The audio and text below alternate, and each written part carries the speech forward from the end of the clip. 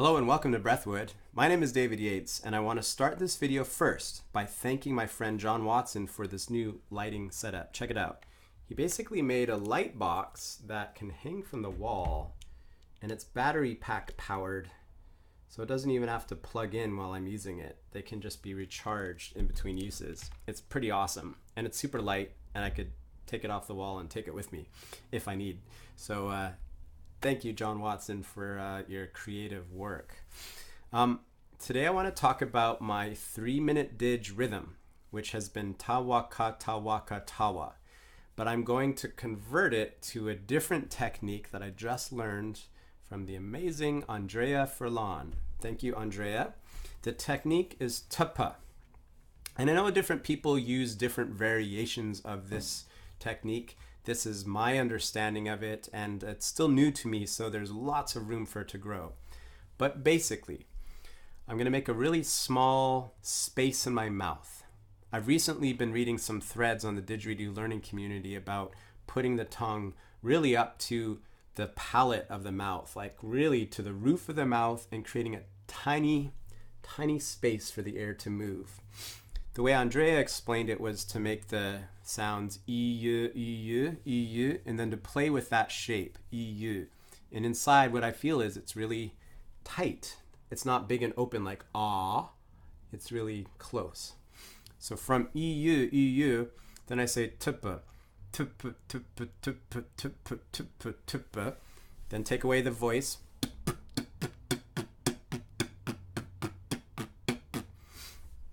Then try different amounts of tension with the lips. So I'm just going to mess around. It'll sound messy. It'll sound messy here. But this is just tupa, tupa, tupa. And you can breathe on the p.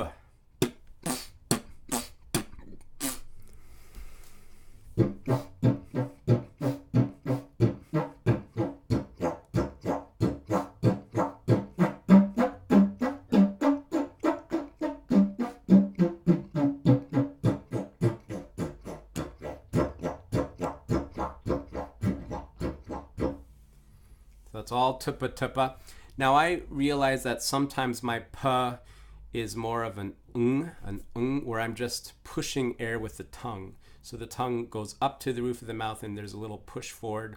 So it's kind of this, I don't even know how to describe that motion.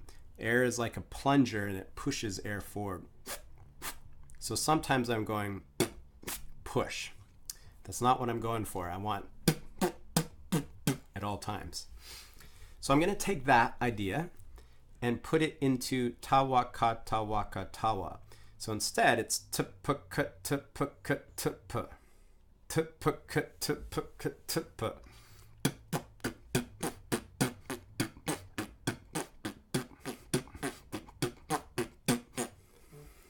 So again, just messing around with the lips.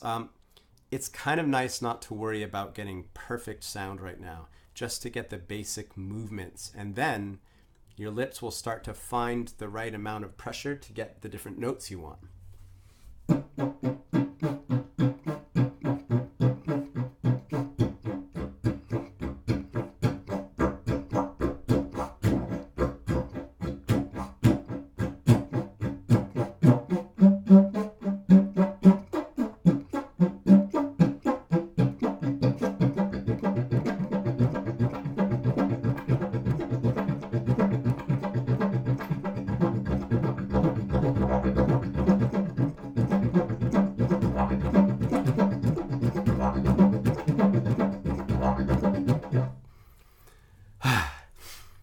There I started to let the drone come through. So that was sometimes tawaka, tapaka, tapa.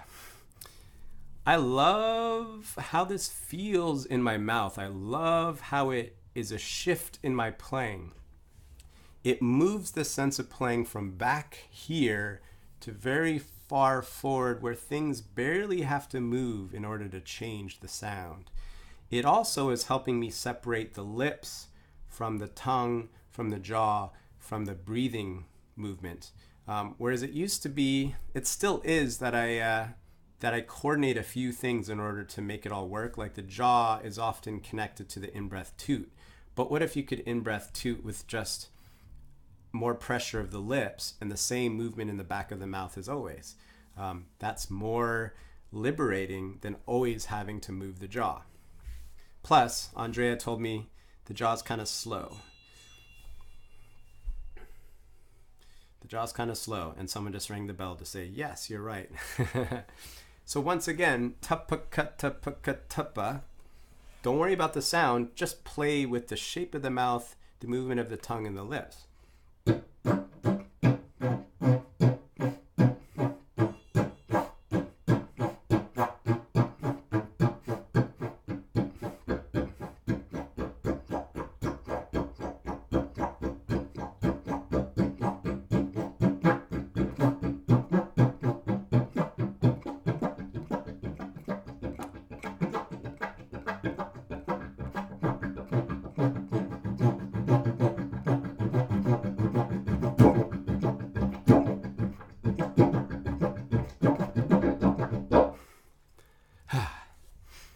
I'm still learning how to adjust my breathing to this technique.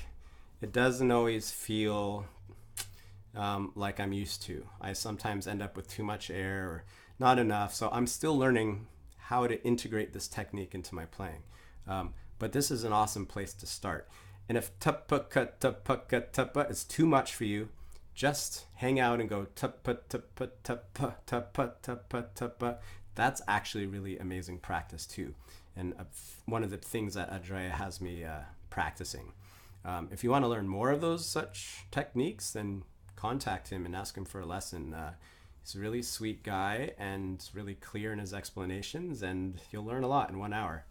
I'm still practicing everything you taught me. So there you go. That's a new technique based on a well-known rhythm, and I hope you have fun playing it.